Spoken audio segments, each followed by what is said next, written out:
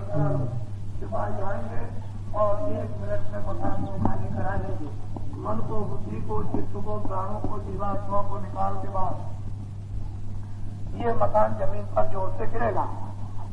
इसको लोग देखते ही कपड़े डालकर इसको उठा लेंगे और गांव के बाहर ले जाकर लकड़ियों पर रख करके जला देंगे। इसको तो कर देंगे रात। बाकी जो कुछ भी मकान, जमीन, सोना चांदी, दोस्त मित्र, विद्या भाषा, ये सब की सब आपकी इसी जगह पर रखी रह गई। परमात्मा ने हर रोज किसी न किसी गांव में, हर घर में घटना आपके उपस्थित सामने कर दी। जब बच्चा पैदा होता है तो रोता हुआ आता, न कोई नाम उसका और न उसकी कोई जाति, न आंख से पहचान सकता है, न कानों से सुन सकता, न वाणी से बोल सकता है, न बुद्धि से विचार कर सकता। ये घटना अनुभव करने की आपको हमेशा दिखाई जाती है कि वो समय पर तो ये कुछ लेकर के नहीं आया, केवल एकमात्र रोता हुआ आया।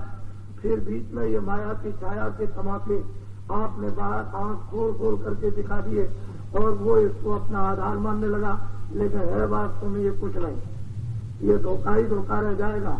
क्यों जाने का समय हुआ तो पहचान रखवा ली, बोलना रखवा लिया, सुनना और समझना रखवा लिया और एक धक्का मारा, सीधा आपको रवाना कर दिया। इधर से सिपाही वहां ले गए, खड़ा कर दिया। वहां पूरा हिसाब 1 मिनट में आपका हो जाएगा, 2 मिनट भी नहीं लगेंगे। जो कुछ भी अच्छा बुरा काम किया वो सब वहां लिखा। वहां हिसाब करके पूछेगा कि तुमको मृतलोक में आजादी दी थी, अधिकार दिया था अच्छे बुरे काम करने का, ऋषियों मुनियों साधु संतों को भेजा था कि अच्छा बुरा बतला देंगे। गीता रामायण वेदों शास्त्रों को लिखा था कि उससे आपको अच्छे बुरे का अनुभव होता रहेगा, तो आपको किसी ने बताया नहीं। आप क्या उसके यहाँ जवाब दोगे? उसने 4 खाने 84 लक्ष्मणियां अर्थात उसने नर्क बना रखे। उधर से हुकुम शिकायत सुनाएगा और अपने सिपाहियों को कहेगा इनको ले जाओ और 1 करोड़ बरस तुम तो उस नर्क में डालो जिसमें खाते जाते हैं, 1 करोड़ बरस तक उस नर्क में डालो जिसमें जलाए जाते हैं, 1 करोड़ बरस तक उस नर्क में डालो जिसमें बनाए जाते हैं। तो वहाँ तो कोई बचाने वाला आपसे हो जाएगा नहीं। लाखों लाखों मील तक रोने की आवाज आती है। ये सब कुछ उस योग अवस्था में देखा जाता। रामायण में देखिए सब कुछ लिखा, गीता में देखिए सब कुछ लिखा, वेदों शास्त्रों में देखिए सब कुछ लिखा, कबीर और मीरा ने कहा सब कुछ लिखा। तो जो कुछ भी कहा गया वो आपकी भलाई और आत्माओं के कल्याण के लिए। लेकिन हम लोगों ने महात्माओं को छोड़ दिया, गीता रामायण को छोड़ दिया, मंदिर देवताओं को छोड़ दिया। अब हम लोग निरंकुश हो गए। इस कारण से ये सारी विषयाएं आकर के आपके सामने चारों तरफ से खड़ी हो गई और आपको उन्होंने भेज दिया। हर एक आदमी इस समय पर निराश अपनी जिंदगी से है कि पता नहीं आगे चल करके क्या होगा और क्या क्या व्यवस्था होगी और किस तरह का हमारा जीवन होगा। कोई आदमी इस समय पर शांत नहीं है। आज के 50 साल पहले जीवन कितना सुखमय और आराम में व्यतीत होता था कि एक आदमी काम करता था तब बैठ के खाते थे। 2 पैसे मजदूरी थी और 12 घंटे काम मजदूर करता था। मगर मालिक का काम किया फिर ये भी कह के जाता था कि मालिक का आज हमने काम नहीं किया, कल हम काम करेंगे। 1.5 पैसे का 1 गज खच्चर का कपड़ा मिलता था। 1 तोले का दाम 12 रुपए मेरे सामने बहुत दिनों तक बिकता रहा और 1 रुपए का 1.5 मन चला। ऐसा जीवन मालूम होता था। कैसे लोग धार्मिक थे, कैसे सच्चे थे, कैसे ईमानदार थे, कितने सत्यवादी थे, कितने सचरित्र थे और कितना प्यार उनके अंदर, हृदय में कितनी दया थी। ये सब उलट करके कल्पना हो गई। और ये जो आपके सामने इस समय पर विकराल रूप जो धारण कर लिया उसके संबंध में मैं आपको कहना चाहता हूँ और आप लोग भली बात इस बात को अच्छी तरह से सुनेंगे, समझेंगे भी। मैं प्रमाण के सहित आपको समझाना चाहता हूँ ताकि आपको किसी को संदेह न होने पाए। पहले तो मैं आपको अपना नाम बता दूं। मैं आपके सामने एक किराए के मकान में हूँ और ये किराए के मकान का नाम तुलसीदास। इसको आप कभी नहीं भूल सकते हैं। मेरा एक छोटा सा आश्रम मथुरा में है। मैं सारे हिंदुस्तान में जय गुरुदेव नाम का प्रचार करता हूँ, वो मेरा नहीं है ना आपका है। आप पूछोगे किसका? उस परमात्मा का, उस ईश्वर का, उस भगवान का, उस ब्रह्म का, उस सर्वशक्तिमान, उस सुप्रीम पावर का नाम जय गुरुदेव। अब तीनों पर्चे मैंने आपको दे दिए। इसी समय ऐसा ही एक विकराल समय उस समय पर आया था जब अच्छे अच्छे लोगों ने ऋषियों मुनियों से याचना की कि इस समय पर जीवन अस्त हो गया और अशांति छा गई। तो ऋषियों ने उनकी प्रार्थना पर विचार किया और उनकी तरफ से भगवान से याचना की। चाहे प्रभु इस समय पर अच्छे लोगों को सृष्टि में बड़ा कष्ट मिला, कुछ न कुछ दया तो होनी चाहिए। तो ऋषियों को यह आदेश योग विद्या में मिला कि इन सब लोगों को ये बता दो कि तुम धीरज रखो और थोड़े दिन इंतजार करो, रामावतार होगा। ये तमाम ढंडोरा ऋषियों ने पीस करके जगह जगह लोगों को बता दिया। अंत में रामावतार हुआ और जब ऋषियों ने कुछ देखा तो रामावतार होने के पश्चात उन्होंने आदेश दे दिया कि तुमको घर छोड़ करके जंगल में जाना होगा और वहां पर जाकर के तुमको कठोर तपस्या करनी होगी। वो सब सिरोधार्य हो गया। जब रामावतार हुआ तो जंगल को चले गए। जंगल में गए, वहाँ कोल और भील वो छोटे छोटे नंगे आदमी उनको मिले। उन्होंने पूछा कि आप कौन है? उन्होंने कहा कि मुझे ऋषियों का आदेश हुआ है कि जंगल में जाकर तप करो, मैं तप करने के लिए आया हूँ। कोल भीलों ने कहा कि मेरे जो कोई सेवा हो तो आप मुझको बताइए। भगवान राम ने उस समय तो राम उनका नाम नहीं था, राम ही कहते थे, लेकिन भगवान नहीं था। उन्होंने कहा मैं तपस्या करूंगा, जब जरूरत होगी तो आपसे सेवा के लिए कहूंगा। तपस्या करने लगे। जब उनकी तपस्या पूर्ण हो गई, उनको सिद्धि और शक्ति प्राप्त हो गई, तो उनको आदेश हो गया। उन्होंने कोल भीलों को बुलाकर कहा कि मेरा कार्य संपन्न पूरा हो गया, मुझको आदेश हो गया है, मुझे धर्म की स्थापना, सज्जनों की रक्षा और दुष्टों का विनाश करना। त्रेता जाएगा, द्वापर लगेगा।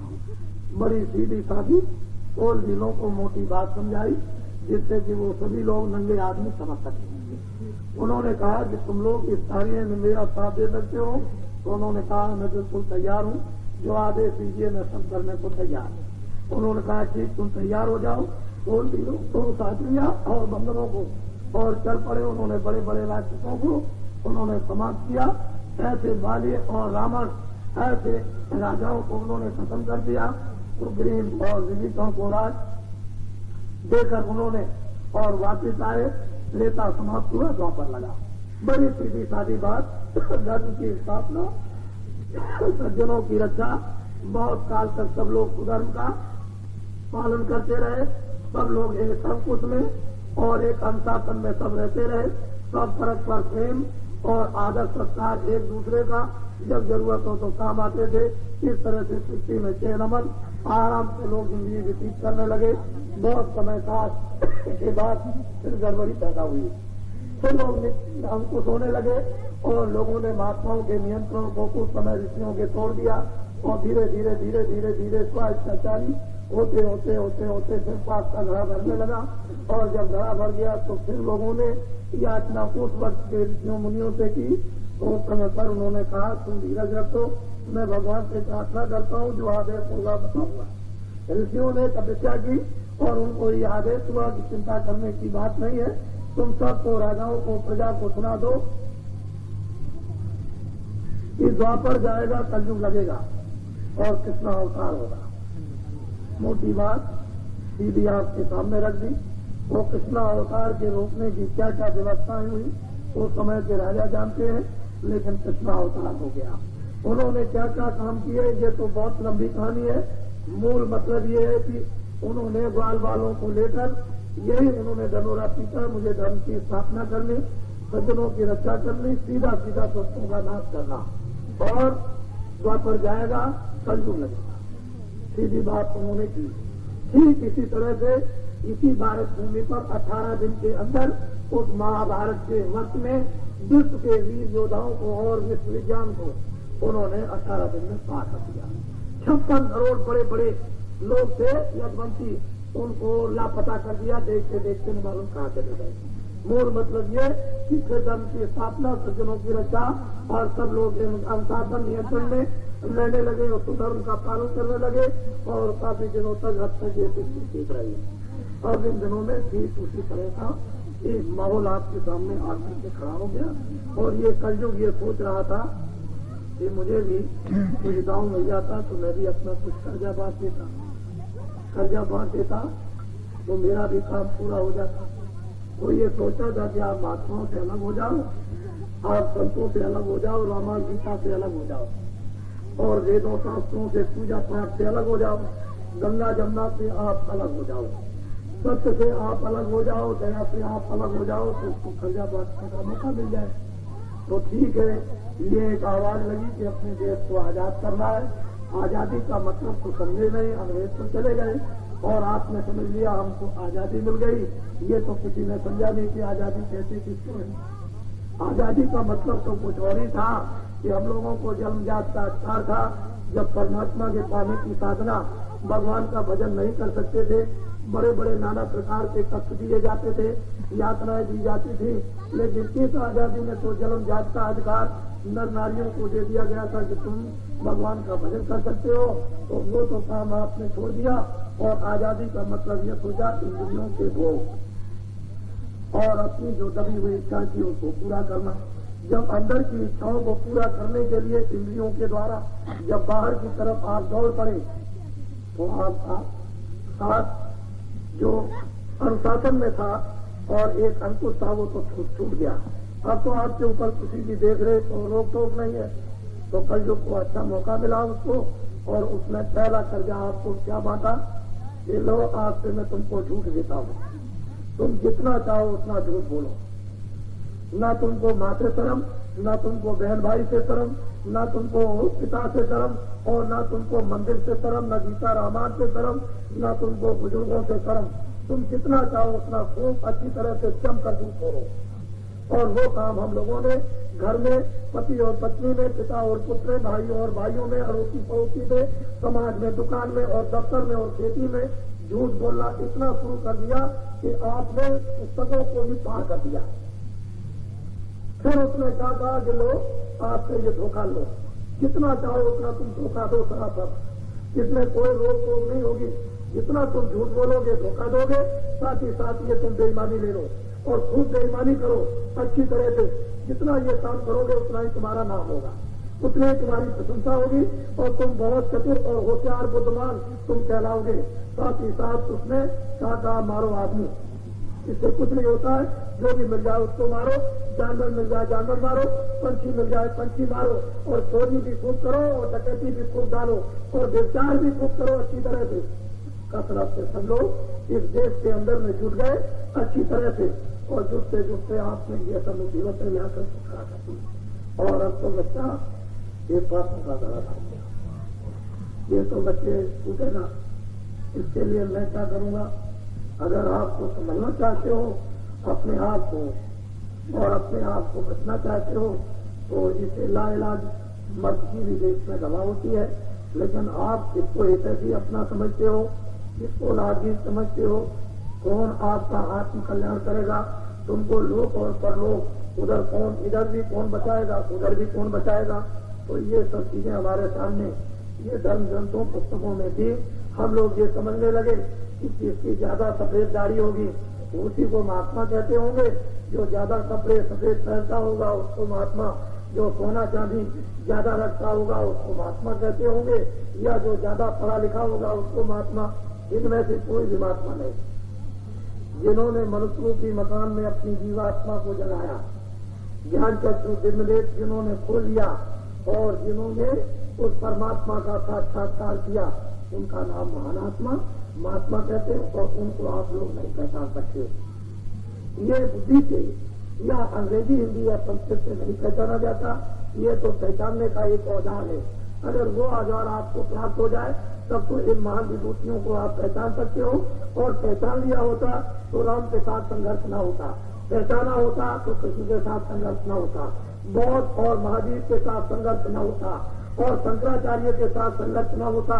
अगर आपने पहचान लिया होता तो मीराबाई को जहर नहीं पिलाया होता, पहचान लिया होता तो तुलसीदास जी को जेल में बंद अकबर बादशाह ने न किया होता और आपने पहचान लिया होता तो ईसा मसीह को सूली का नहीं चढ़ाया होता।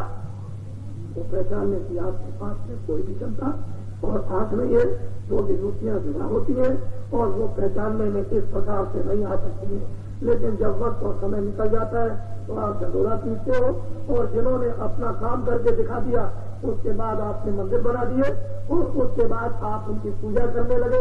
लेकिन जब वक्त में समय पर आपको समझाते रहे तो आपने समझा नहीं और उनकी अवहेलना की और उनसे संघर्ष किया और बात नहीं की। मेरी मोटी बात ये सीधी साधी सुनने की आप समझने की कोशिश करें।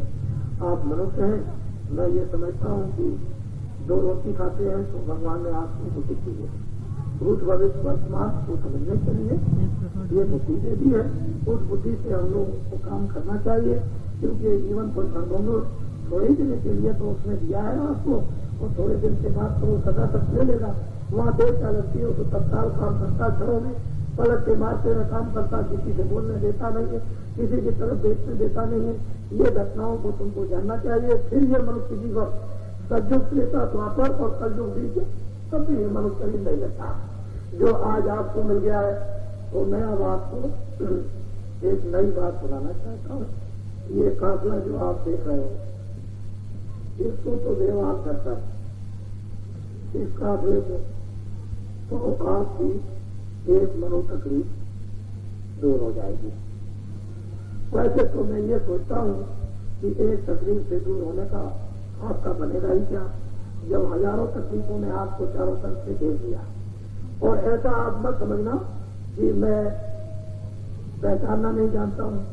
मैं आपकी पूरी सूरत को और मूरत को देख करके मैं पहचान लेता हूँ कि कितनी आपको तकलीफ है। मेरी आंखें आपको देख करके धोखा नहीं दे सकती है। मैं यही काम करता हूँ दिन और रात, दूसरा मेरा काम ही क्या है। तो इसलिए आप मेरी सीधी सादी बात को जरा ध्यान से अच्छी तरह से समझने की कोशिश करें। आप ये काफिला है 6 अप्रैल को मथुरा में दोपहर की बाद 3:15 बजे रवाना हुआ। 8,000 से ऊपर किलोमीटर की यात्रा पर जब ये मथुरा से चला तो सड़कों के ऊपर भीड़ होने लगी। गांव के तमाम नर नारी दौड़ दौड़ करके खेतों से इकट्ठे होने लगे सड़कों के ऊपर।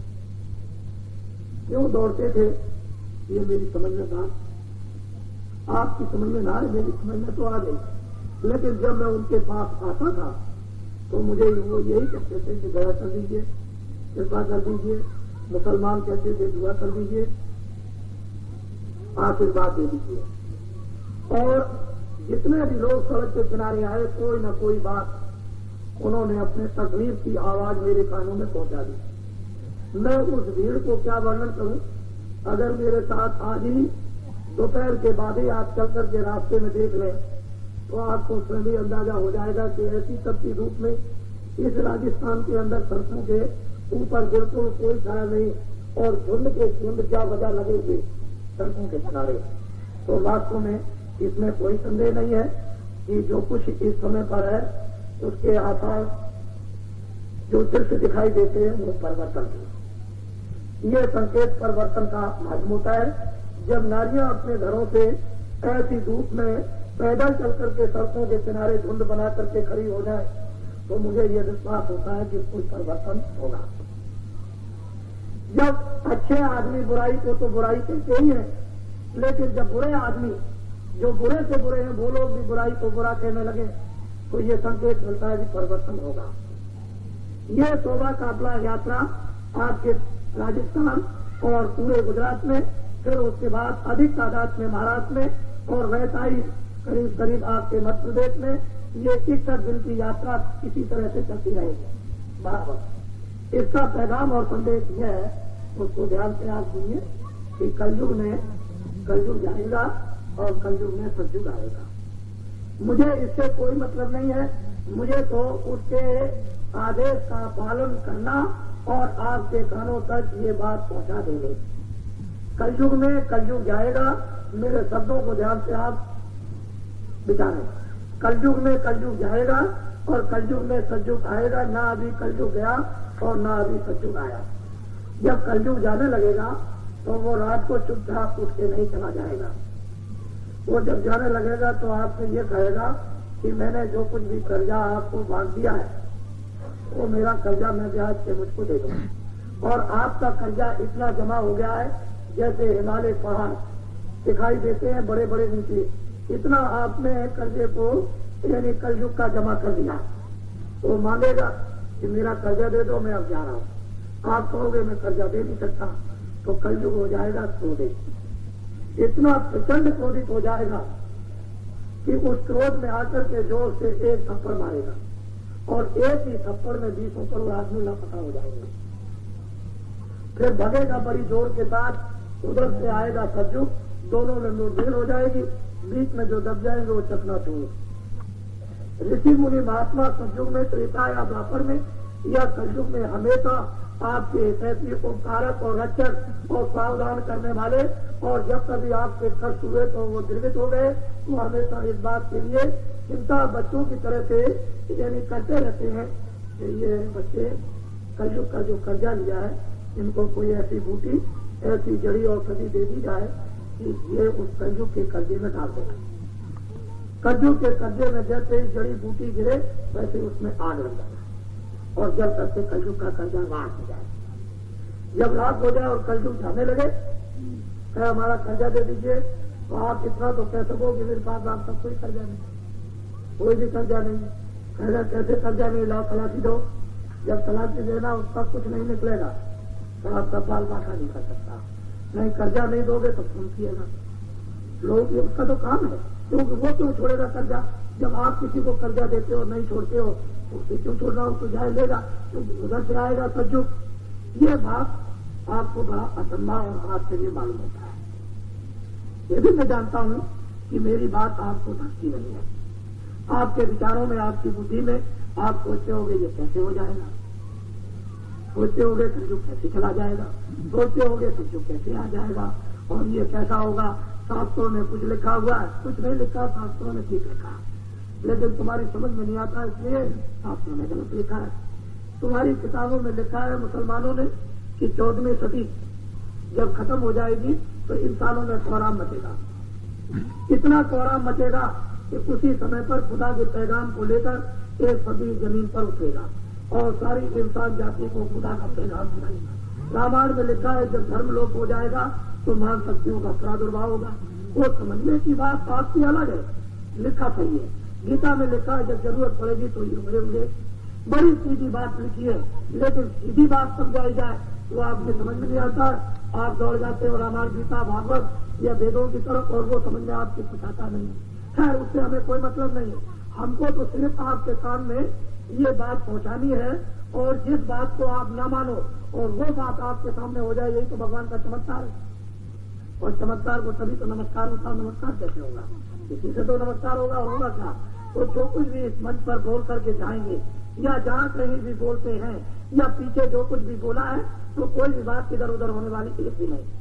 कलयुग में कलयुग जाएगा और कलयुग में सतयुग जाएगा, तो आप लोग थोड़ा सा मुझको सहयोग देंगे।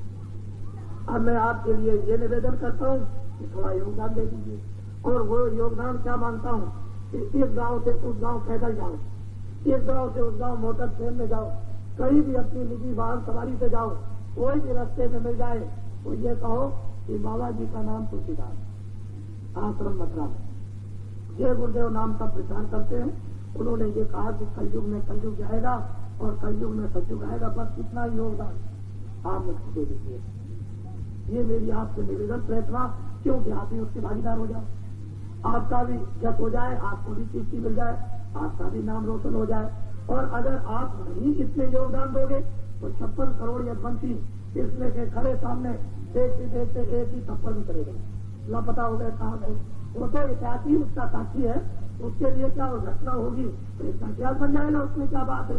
तो सीधी सीधी बात उसके लिए ही है, तो जप ले लीजिए, नहीं तो जितना फैसला है यहाँ से यहाँ तक काम तो उतना हो जाएगा, लेकिन बीच में ये अवकाश दिया जाता है कि आप भी कुछ इसमें भाग ले लें, कुछ सहयोग दे दें, कुछ नाम रोशन कर लें और कुछ हिस्सेदार बन जाए, कुछ कीर्ति हो जाए, कुछ आपका जप भी हो जाए, काम तो हो जाएगा।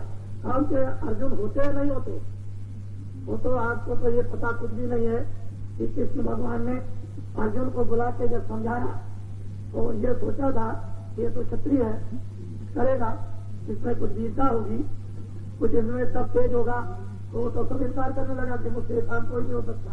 तब कृष्ण भगवान ने इतने गुस्से में गीता के श्लोकों का उच्चारण किया कि तू हिजड़ा है, तू नपुंसक है, तू ठीक है, तू अधोगति को प्राप्त होगा, तो ये हो जाएगा, तुझको कलंक लग जाएगा। इस तरह के शब्दों को गीता के श्लोकों ने उच्चारण किया। लेकिन आप तुम समझते हैं कि गीता को हंसी खुशी से लिख दिया?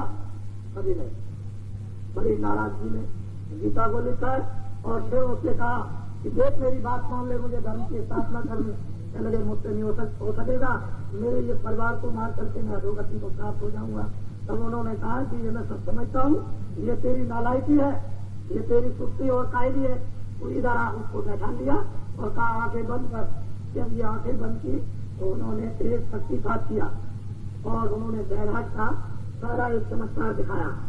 उसने देखा कि अर्धों खरबों मरे पड़े, चीखते और चिल्लाते हैं, इतना कोहरा मचा हुआ है कि अर्धों का पायमान हो गया और कहा कि महाराज दया कर दीजिए, नहीं तो मेरे प्राण छूट जाएंगे। तो उन्होंने कहा कि अच्छा आँख खोल। जब आँख खोली तो चलो में देख पाया। कहा कि जो कुछ आपका आदेश होगा उसका पालन करूंगा। चले जो मैं कहता हूँ उस काम को कर। आखिर में वो सब काम होने के बाद उसको दिखा दिया कि जब गोसाओं को दिलों ने लूटा तो न उसका बाल कुछ कर सका, न उनके गदा कुछ कर सके। तब उन्होंने कहा कि देखा तुम्हारा वही बाढ़ है और तुम्हारे वही गदा है, तुम्हारे सामने तो वीर गोसाओं को लूट ले गए।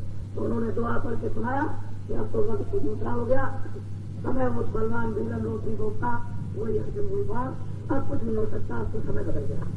अब तो इसलिए नर नारी बच्चे और बच्चियों, मेरी बहुत ही गहन विचारधारा में पहुंचकर मेरे सीधे साधे शब्दों पर आप विचार करें। मैं आपसे और कुछ लेने नहीं आया, मेरी कोई भी किसी तरह की मांग नहीं, जाती भी न मेरी ख्वाहिश अंदर से है।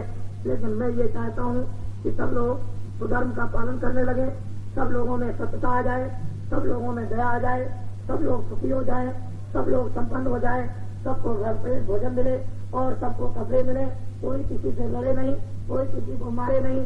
मेरा विचार तो आपके लिए इस प्रकार का है। और दिन में खेती का, दुकान का, दफ्तर का काम पहले करो, शाम को बच्चों की सेवा करो। जब कोई भी काम न हो तो आधा घंटा मनुस्मृति मंदिर में सच्चा भगवान का भजन। जब भजन करोगे और आत्मा का धन जब भजन द्वारा जमा हो जाएगा तो यही आपके काम आएगा और वक्त का साथ चलेगा। बाकी कोई भी चीज साथ जाने वाली नहीं है। मेरी इच्छा और कांक्षा तो आपके प्रति उस आत्मा के लिए ये है।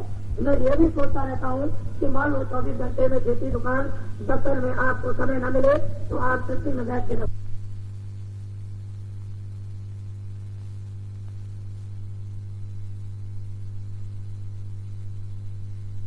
ऐसी जिंदगी दुष्कालती है। इसलिए काम के लिए पता नहीं कितने बुरे बुरे दुष्काल बन जाएंगे, न मालूम कितने दिनों तक और लड़कों में रहना पड़ेगा। बड़ी सीधी साधी मेरी बात को आप सुनिए और समझिए। ये हमारे बच्चे खड़े, जरा इनकी तरफ ध्यान हो गया, जरा इनकी भी कुछ बात कह दूं। ये 3 साल से फेल हो गए, बड़े दुखी होते हैं कि माँ बाप परेशान होते हैं, हम पर खर्चा करते हैं और हम पढ़ते भी हैं, लेकिन 3 साल से फेल हो गए। आप इस काफले को दर्शन दो, 3 साल से फेल हो रहे हैं, अपनी बात हो जाओ। जो बच्चे सेकेंड डिवीजन स्कूल में नंबर नहीं पाते और बड़े परेशान हैं और बात फेल हो जाते हैं, चलो हमारी तरफ से इस काफले को दर्शन दो, आपकी बात सेकेंड डिवीजन नंबर मिल जाएंगे। फिर जाइए, जो बच्चे बहुत मेहनत करते हैं, तन्मयता से पढ़ते हैं स्कूल में, घर में, लेकिन फर्स्ट डिवीजन 3 साल से नंबर नहीं पाए, क्योंकि जब फर्स्ट डिवीजन नंबर नहीं मिलेगा तो बड़ी पोस्ट नहीं मिलेगी। चलो काफले को दर्शन दे दो, ये आजमाइश करो तो फर्स्ट डिवीजन नंबर मिल जाएगा। चल जाइए, आप घबराने की बात नहीं है, बात आपको समझो। मैं मतलब की बात आपको समझाऊंगा, मेरे मतलब उससे मुझे कहने से फायदा क्या मिलेगा।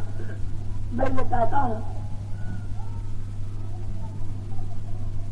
कि जो वर्तमान का इस समय पर माहौल है, इस माहौल से आप लोग मुक्त हो जाए और ऋषियों, मुनियों, महात्माओं का एक बार साथ है, अच्छे काम में साथ है, बुरे काम में बिल्कुल साथ बटे, बुरे रास्ते में साथ बटे, सत्यता में साथ दे दे, सदाचार में साथ दे दे, दया में साथ दे दे, सुधर्म के पालन में साथ दे दे, सुकर्म के पालन में साथ दे दे। एक बार तो ये काम आपको करना होगा। चाहते थे।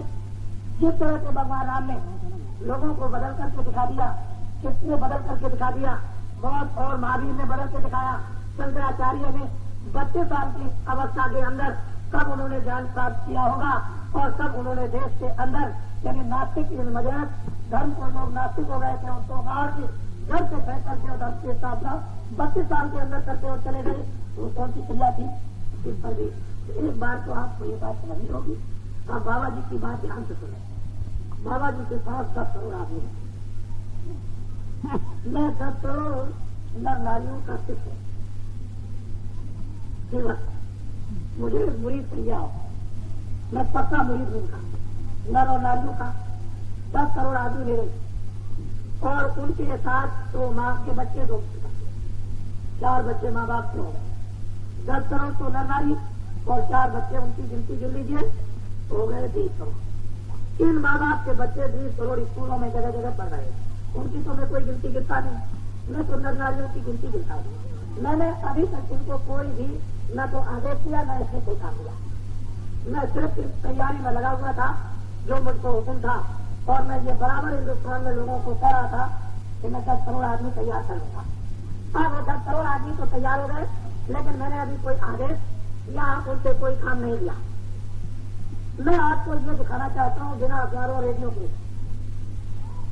कि हिंदुस्तान के जंगल और पहाड़ों में जहाँ कहीं भी आदमी होंगे उनको कलयुग के जाने और सतयुग के आने का संदेशा बिना रेडियो और अखबारों के पहुंचा दूंगा। ये परमात्मा का चमत्कार समझना। जब रेडियो और अखबार नहीं थे तो क्या देश में प्रचार नहीं होता था? आपने ये भूल कर दी कि गीता छूट गई, रामायण छूट गई। सुबह सुबह झूठे ही लेना झूठे ही देना। सुबह सुबह जब आपका मस्तक झूठ पढ़ने में जब उलझ जाएगा तो अच्छी बात दिन में कोई भी आपके मस्तक में नहीं आएगी। इसको आप ध्यान से समझिए। तो इसलिए मोटी बात को समझने की आप चेष्टा करें। अब मैं आपके इस नगर में इस रूप में पहली बार वैसे निकला तो पहले भी था, लेकिन ये विचार करता हुआ गया था कि कभी अवसर मिलेगा तो समझूंगा। ये मेरी तरफ से आपके नगर में कार्यक्रम नहीं था। मुझे तो ये कहा गया था कि आप इस रास्ते से जब निकलेंगे तो तुरंत दर्शन करते हुए लोगों का सीधे चले जाएंगे। जब मुझे मैं पास में आ गया तो मुझे मालूम हुआ कि वहाँ पर एक भीड़ लगने जा रही और वहाँ पूरा इंतजाम है कुछ ना कुछ सुनाने का। तो मुझे रुकने का मौका मिल गया। बहुत अच्छा हुआ कि आपने मुझको दर्शन दिया। अब मुझे ये बताइए कि भगवान का भजन करोगे कि नहीं? बोलो नर नारी बच्चे बच्चों, भगवान का भजन करोगे? तो मैं ऐसी अमोलक वस्तु आपको दूं जो इस संसार में सारी दुनिया को दान में दे दो। जब भी दान देने पर ये चीज नहीं मिलेगी। ये सब मिलेगी जब उसकी कृपा हो जाएगी, उसकी दया होगी। अगर उसकी दया मुझको नहीं होगी तो मैं जब भर आपको कुछ नहीं दे सकता। सीधी बात मैं आपको बता रहा हूँ। इसलिए उसकी कृपा हो गई। उसने कहा कि चलते चलाते इन लोगों को कुछ न कुछ दे दे। उसके हुक्म और आदेश के अनुसार आपको अमोलक वस्तु जो सोने चांदी हीरे जवाहरातों से नहीं ली जा सकती, न ये दिखेगी इससे, ये तो उसी की कृपा जब होगी तभी मिलेगी। तो मैं वो चीज आपको दे देता हूँ। और आज ही से मनुष्यों के मंदिर में अपने मनुष्य दरवाजे पर बैठकर जीवात्मा को जरा सा उसको खटखटाओ। आज ही रात से आपको जवाब देना शुरू कर देगा। आपके मनुष्यों के मंदिर में अनमोल खजाना भरा है, अथाह खजाना भरा है। और वो ऐसी चीज है आपको तो कुछ मालूम नहीं। पर हमने ये संकेत नहीं किया कि कलयुग आएगा तो क्या जाएगा। कलयुग त्रेता द्वापर का सोना चांदी हीरे जवाहरात, ये जल पृथ्वी अग्नि वायु आकाश देवताओं ने ये सब का सब अपनी झोली और अंचल में छुपा के रख लिया। जब कलयुग आएगा कलयुग आएगा तो ये कहीं कर नहीं गया, सबका सब रखा हुआ। हमारे ऋषियों मुनियों तत्वदर्शियों को, आत्मज्ञानियों को, प्रभु साक्षात्कार करने वाली आत्माओं को ये सब कुछ दिखाई देता है। ये सब पृथ्वी अपने में ढक करके रखे हुए है। और वो जब वक्त आ जाएगा तो मैं किसानों को उसका एक नमूना इशारे में आपको समझा दूं। जब कलयुग आएगा तो 1 बीघा खेत में 100 मन है, 1 एकड़ खेत में 150 मन लाएगा। ये जो आपका रेतीला मैदान है इसको ज्यादा आपको जमीन जोतने की जरूरत नहीं।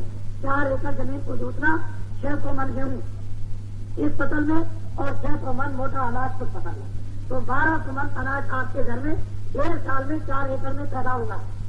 50 मन खाओगे 11.5 सुमन आपके घर में रखा रहेगा।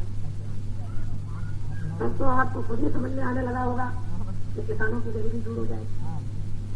जब जल, पृथ्वी, अग्नि, वायु, आकाश ये 5 देवता आपके सामने प्रसन्न कर दिए जाएंगे, तो ये जब खेत बोदोगे जरूरत पड़ेगी पानी की तो बादल चलेंगे, सीधे आएंगे खेत में पानी गिरा के चलेगा। फिर 20 दिन के बाद आपको पानी की जरूरत पड़ेगी, बादल चलेंगे, चारों तरफ पानी गिरा के लौट जाएंगे। फिर जरूरत पड़ेगी पानी की तो बादल आएंगे और पानी गिरा कर चले जाएंगे, खेत बन जाएगा। मेहनत कम, पैदावार ज्यादा, और डीजल, पेट्रोल और पंपिंग सेट और मोटर की कोई भी जरूरत नहीं। जब डीजल उसने कुदरती ही बरसा रखा, उसके पास किस चीज की कमी है? जब डीजल नहीं था और पेट्रोल नहीं था तो क्या पहले नहीं था? लेकिन आपको इस पर अभी विश्वास नहीं है और वो वक्त आपके लिए आएगा। मैं बाकी और अभी क्या बताऊं, इतना और इशारा करना चाहता हूँ कि गांव में जो देवियां, ये छोटे छोटे गांव में जो रहती हैं, इनके गले के हारों में भी हीरे पहरे हुए दिखाई आपको मिलेंगे। मैं तो उस सत्य की कल्पना अपने सामने जो आपकी रामायण अन्य पुस्तकों में जो संकेत किया है उसकी मैं आपके सामने एक कल्पना का, यानी अभी आपकी बुद्धि के द्वारा इशारा करता हूँ। मेरे यहाँ तो कोई कल्पना है, मेरे यहाँ तो सत्य है। जो सत्य है उसमें कोई कल्पना नहीं हो सकता। अब आपको भगवान का मैं गोपनीय दंड ये देता हूँ। आप लोग एक बात का ध्यान रखना कि आपसे कोई शराब मछली, मांस, मछली, अंडों खाए, इन चीजों से आप बचते रहना। बाकी अनाज, सब्जी, दूध, घी, मक्खन आप 100 बार दिन में खाओ